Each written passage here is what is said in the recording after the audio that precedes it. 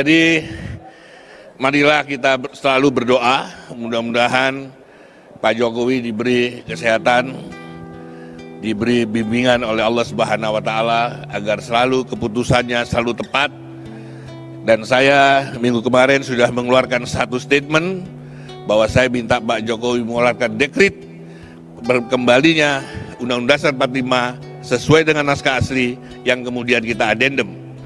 Nanti dari adendum itu sambil memperbaiki, kita persilakan Presiden untuk memperpanjang.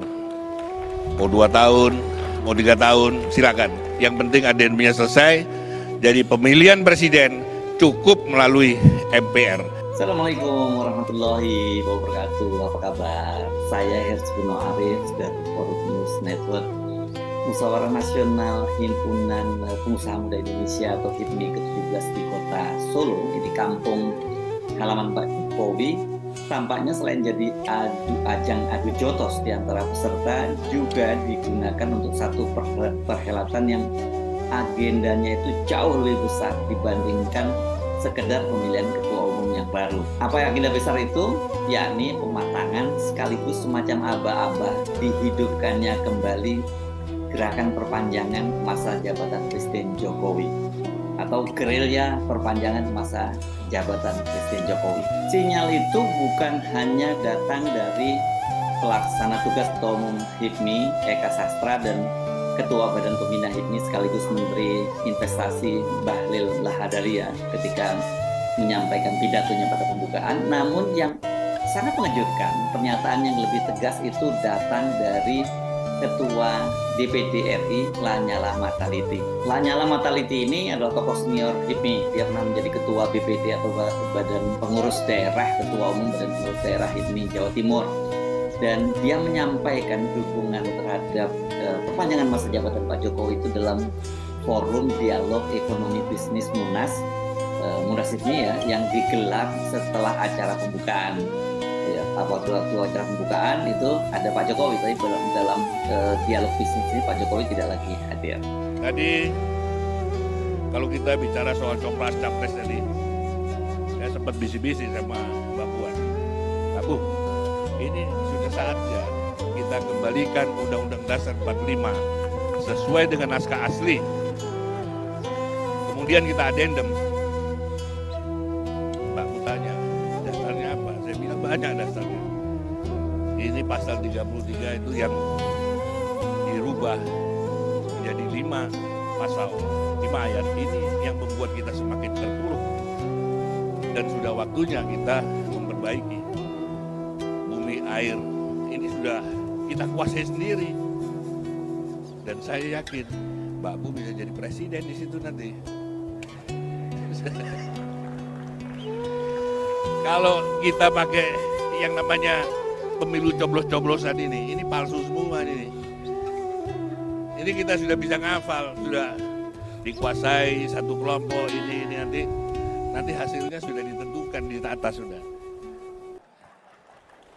Daripada begitu, daripada buang-buang duit untuk pemilu, lebih baik ditunda aja, saya bilang gitu. Apalagi kita melihat Pak Jokowi ini kan sudah 2 tahun. Karena situasi COVID, beliau belum menampakkan hasilnya. Yang sekarang aja ribuan tahun diliwati, ya kenapa nggak ditambah aja 2 tahun lagi untuk nebus yang COVID kemarin. Kalau saya nggak malu-malu menyampaikan, karena apa? Saya bukan seorang politisi, tapi saya sebagai seorang negarawan. Kalau Mbak Bansud, Mbak Puan sebagai seorang politisi, jadi berpikirnya selalu election. Kalau saya nggak, kita berpikir bagaimana kita merajut anak bangsa kita agar bisa mensejahterakan rakyat Indonesia sesuai dengan keinginan the founding fathers pada saat itu. Berarti Mas Bahlil ini bisa dipanjang juga jadi presiden, jadi menteri. Tapi jangan lupa, kita bolak-balik mau tanya, teleponnya nggak pernah diangkat.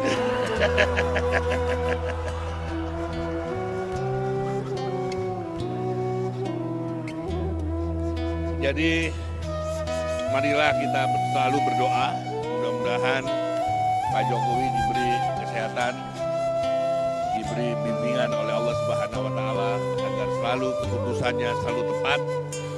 Dan saya minggu kemarin sudah mengeluarkan satu statement bahwa saya minta Pak Jokowi mengeluarkan dekret berkembalinya Undang-Undang Dasar 45 sesuai dengan naskah asli yang kemudian kita adendum.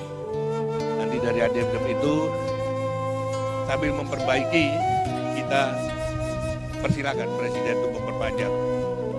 Mau 2 tahun, mau 3 tahun, silakan. Yang penting adendumnya selesai. Dari pemilihan Presiden cukup melalui MPR. Nggak usah lagi coblos-coblosan, kasihan rakyat. Pernyataan dari Bang Lanyala, begitu saya memanggilnya ya, ini yang secara tegas tadi itu tentu saja saya yakin mengejutkan Anda semua ya. Ini jadi semacam apa? Jadi gongnya ya, dari gorengan-gorengan maupun guyonan pentingnya perpanjangan masa jabatan Pak Jokowi seperti yang disampaikan sebelumnya oleh PLT Ketua Umum HIPMI dan juga Bahlil dalam pembukaan Munas HIPMI pada pagi harinya. Mari kita simak lagi pernyataan keduanya ya, ke PLT Ketua Umum HIPMI dan juga Menteri Investasi Bahlil. Bapak Presiden dan undangan yang kami hormati, prestasi demi prestasi diraih oleh bangsa ini, penanganan COVID yang luar biasa bagus, kemudian hilirisasi dan pengembangan UMKM yang juga sudah berjalan dengan baik. Beberapa waktu lalu kita melaksanakan G20 dan B20 yang mendapat pujian internasional, Pak Presiden. Kami sebagai adik-adik Bapak, kami sebagai anak Bapak, bangsa dengan peralatan yang luar biasa tersebut. Alhamdulillah kita mampu melaksanakan hal tersebut. Perekonomian Indonesia, Pak Presiden, berdasarkan data yang kami miliki juga tumbuh positif.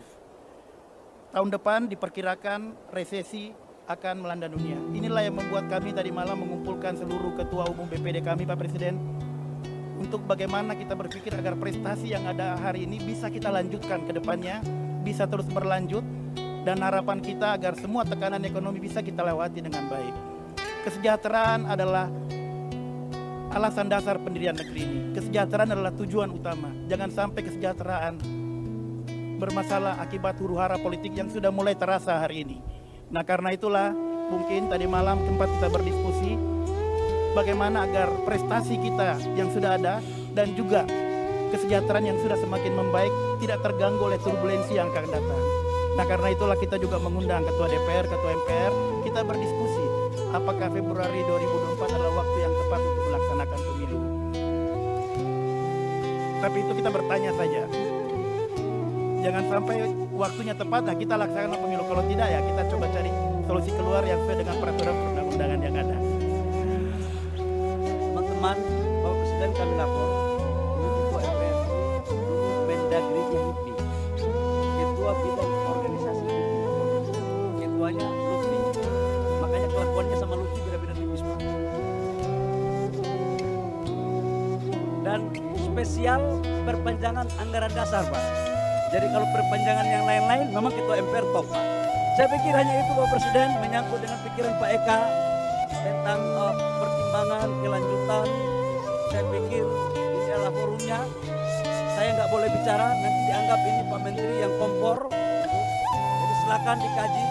Kalau memang itu dianggap baik, ada Pak Bambang sebagai Ketua Bidang Organisasi yang ahli membuat perpanjangan. Karena waktu saya Pak jadi Ketua Umum HIPMI Pak, perpanjang 1,5 tahun. Ini juga perpanjang 3 bulan Pak. Jadi di HIPMI masalah panjang atau memperpendekkan itu biasa saja selama ada kesepakatan yang baik. Kalau HIPMI dan Bahlil, kita nggak perlu kaget lah ya. Kita tahu bahwa Bahlil ini salah satu operator untuk gerakan 3 periode ini.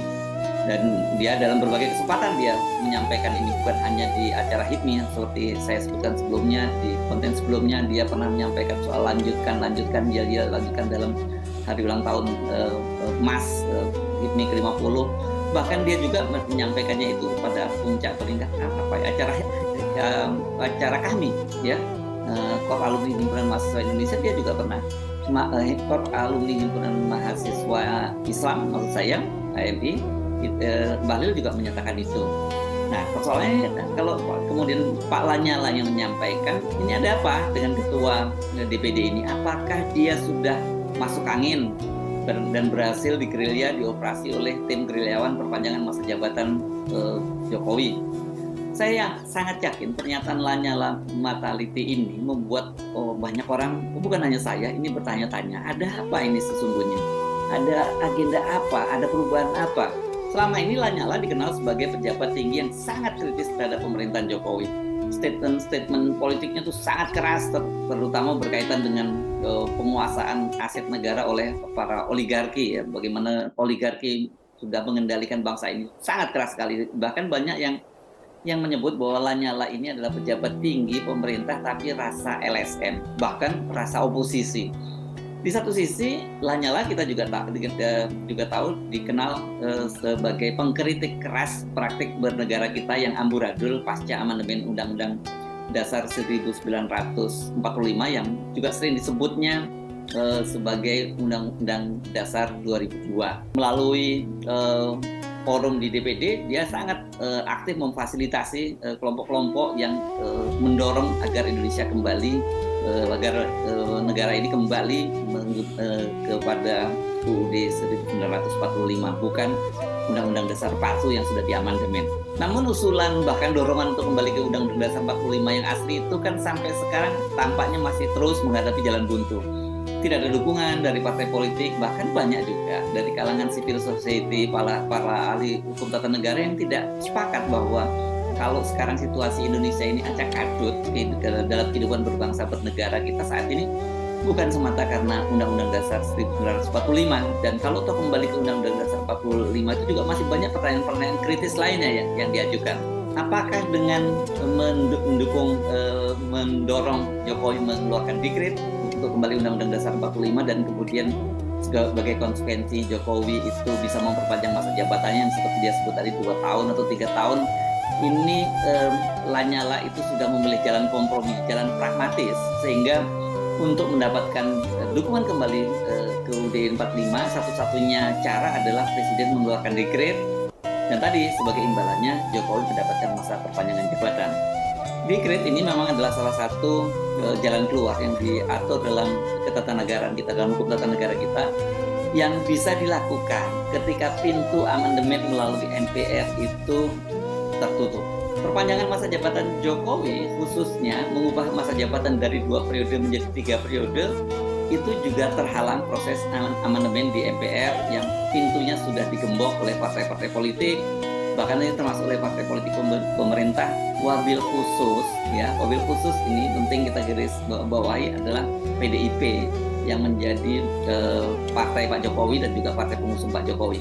Kita kembali kepada pertanyaan semua, apa sesungguhnya agenda besar di balik pernyataan Lanyala Mataliti itu sesungguhnya? Sampai sekarang saya belum mendapat jawaban. Saya sudah mengontak langsung Pak Lanyala dan juga orang-orang dekatnya, namun belum dapat jawaban. Ya, jawaban saya malah mendapat kiriman berita-berita yang lain, bukan pertanyaan saya apakah betul Pak Lanyala ini sudah masuk angin. Hanya saja saya mendapat informasi Pak Lanyala itu kabarnya selaku ketua DPD itu ditemui oleh Dewan Pertimbangan Presiden, dan kemudian dalam pertemuan itu dibahas soal kembali dekret, untuk mengeluarkan dekret dan juga kemungkinan perpanjangan masa jabatan Presiden Jokowi tadi. Dan itu juga tadi dinyatakan dalam pernyataan Pak Lanyala bahwa kan dia menyatakan bahwa dia pekan lalu sudah mengeluarkan statement dan mendorong agar Presiden Jokowi mengeluarkan dekret kembali ke Undang-Undang Dasar 1945. Dan dengan kembali ke Undang-Undang Dasar 45 itu kan berarti Pak Jokowi bisa dong memperpanjang masa jabatannya dengan ikut pemilu lagi, misalnya bukan hanya 3 periode, bahkan tidak menutup kemungkinan itu sampai 7 periode seperti pada masa Pak Harto. Kan pada waktu itu gitu, bahwa diatur dalam Undang-Undang Dasar itu bahwa masa jabatan seorang presiden itu adalah 5 tahun. Tetapi kan bisa diperpanjang kembali, dan sampai beberapa kali diperpanjang. Itu yang kemudian yang tidak ada batasan inilah yang kemudian ditutup pintunya oleh amandemen Undang-Undang Dasar 1945 pasca reformasi. Jadi kita nggak tahu ini ada agenda apa yang dilakukan oleh manuver politik apa yang dilakukan oleh ketua DPD. Tapi satu hal yang saya kira kita bisa pastikan dari Munas HIPMI di Solo itu, tampaknya gerilya politik untuk memperpanjang masa jabatan Jokowi itu saat ini jauh lebih serius ya. apalagi ternyata sudah melibatkan anggota dari Dewan Pertimbangan Presiden atau One Team Press. Kita tunggu bagaimana reaksi parpol, khususnya saya kira PDIP yang selama ini kan paling keras menolak perpanjangan masa jabatan Presiden Jokowi. Bagaimana dengan reaksi para pendukung yang kembali ke Undang-Undang Dasar 45? Apakah bersedia membayar harga kembali ke Undang-Undang Dasar 45 itu dengan barter masa perpanjangan jabatan Jokowi?